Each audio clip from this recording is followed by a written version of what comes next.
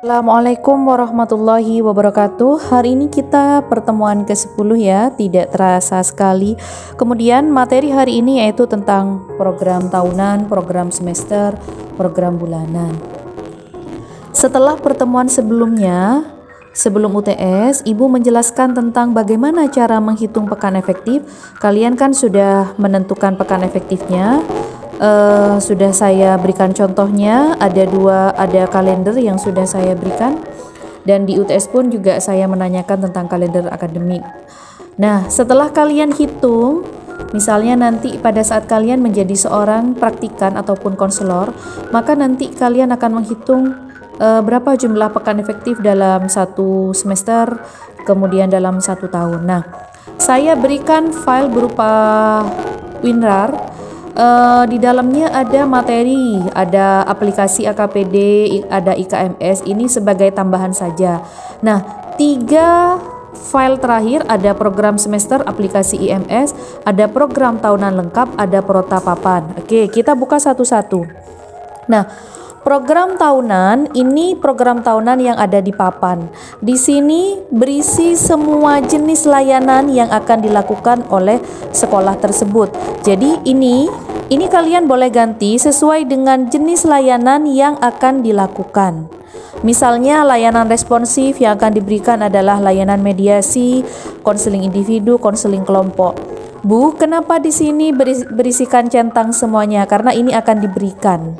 Sifatnya di sini untuk layanan responsif insidental, yang lainnya kenapa diberikan? Ini rencana. Kalau misalnya untuk layanan dasar dan umum, kalian ini bisa ubah. Jadi bulan Agustus misalnya layanan orientasi akan diberikan di bulan Agustus minggu ketiga, centang minggu ketiga.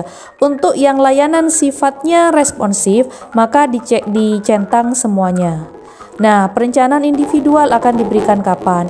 Kalian ini bisa ubah. Jadi ini diubah ya, dihapus dulu, maka nanti kalian ubah. Yang sifatnya responsif bisa dilakukan sesekali atau sewaktu-waktu. Maaf, yang sifatnya insidental, maka kalian boleh berikan centang semuanya. Nah, program tahunan ini biasanya ditaruh di papan. Di ruang BK itu idealnya ada papan program tahunan. Nah, ini yang diberikan. Tidak ada materi, hanya berisi tentang jenis layanan yang akan diberikan. Kemudian, file selanjutnya yaitu tentang program semester. Nah, kalau yang tadi program tahunan ada di papan, maka di sini berupa penjabarannya. Format program, baik itu program tahunan yang digunakan di aplikasi IKMS ataupun AKPD, pada dasarnya sama. Fungsinya di sini untuk menginformasikan jenis layanan yang akan diberikan, kemudian pasti ada jenis kegiatan atau layanan, masuk pada bidang bimbingan apa, fungsinya apa, tujuannya apa, sasarannya apa. Nah, kalau di aplikasi, maka nanti tidak perlu kalian repot. Kenapa tidak perlu repot? Karena sudah otomatis. Jadi dengan memasukkan analisis maka sudah selesai. Karena kalian sistemnya manual, karena IKMS tidak bisa diberikan melalui Google Form, walaupun bisa kalian harus menyusun kembali, dan itu ada 180 pernyataan. Nah, jadi karena kita sistemnya manual, maka kita membuat programnya ini jangan dengan cara manual. Nah, dari hasil analisis, maka kalian nanti masukkan bimbingan klasikal, kegiatannya apa, orientasi apa. Kalian kan membuat pernyataan. Oke, saya ambil contoh. Di sini punya kelompok 1. Oke. Analisisnya sebentar. Saya ambil contoh, ini punya kelompok 1. Analisisnya, layanan orientasi ini berupa pengenalan tentang peraturan dan tata tertib sekolah. Maka kalian masukkan di sini. Di layanan sebentar. Oke, nih di layanan klasikal. Kalau misalnya layanan klasikal tidak ada, sesuaikan dengan ini. Sesuaikan dengan ini, layanan orientasi, maka ini diubah layanan orientasi. Layanan dasarnya mulai dari apa dulu? Layanan orientasi. Maka kalian ubah. Layanan orientasinya bagaimana? Maka pengenalan tentang peraturan dan tata tertib sekolah. Kita ambil ini. Oke. Pengenalan tentang peraturan dan tata tertib sekolah. Masuk bidang bimbingan apa? Nah, masuk pada bidang bimbingan misalnya apakah pribadi, sosial, belajar, karir. Karena ini tata tertib sekolah, maka sebenarnya lebih cocok ke pribadi. Fungsinya apa? Ada pemahaman. Peserta didik dapat mengenal tentang peraturan dan tata tertib sekolah. Diberikan kepada kelas berapa? Sebentar, peserta didik dapat mengenal tata tertib sekolah dengan baik dan benar. Oke.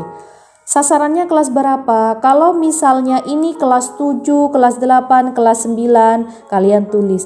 Kalau ini hanya untuk kelas 7 saja atau untuk SMA kelas 10, maka tulis kelas 7 atau kelas 10. Misalnya saya berikan kelas 7.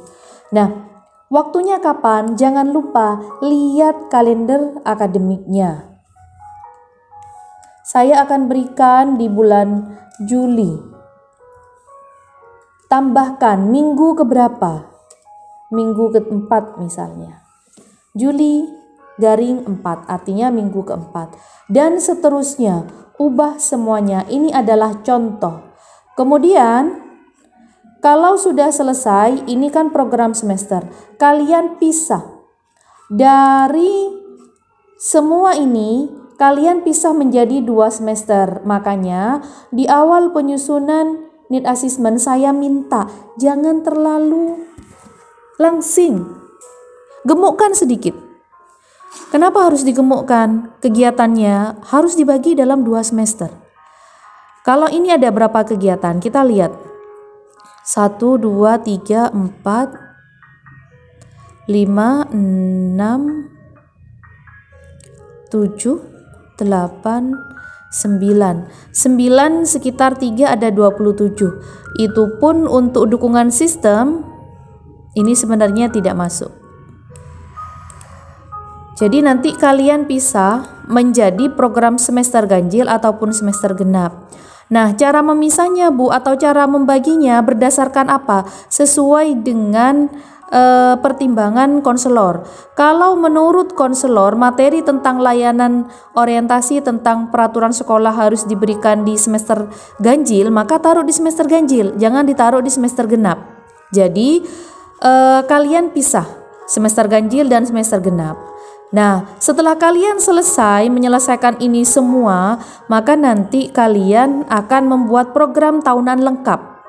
Program tahunan lengkap ini di awal ini ada kop sekolah ya. Ada rasional. Rasional di sini apa ya namanya ya? Semacam prakata di awal. Ada dasar hukum, tidak diubah tidak apa-apa. Visi misi sekolah. Ini kalian ubah sesuai dengan nama sekolah masing-masing. Nanti pada saat menjadi seorang konselor. Visi bimbingan dan konseling. Ini misinya. Deskripsi kebutuhan. Nah, jadi berdasarkan apa? Ditulis diubah di sini berdasarkan hasil asesmen.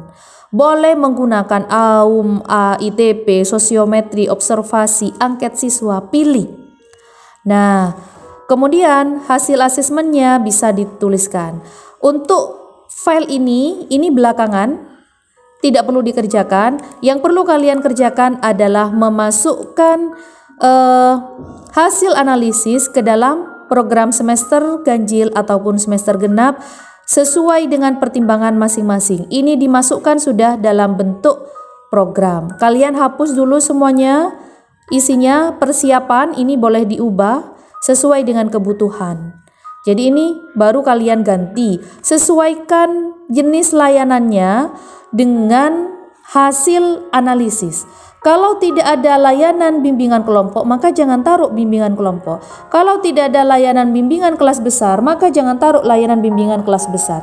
Sesuai dengan yang ada di sini. Hasil analisisnya. Ada layanan responsif, ada bimbingan klasikal. Sesuaikan. Begitu ya. Oke, itu saja dari saya. Assalamualaikum warahmatullahi wabarakatuh.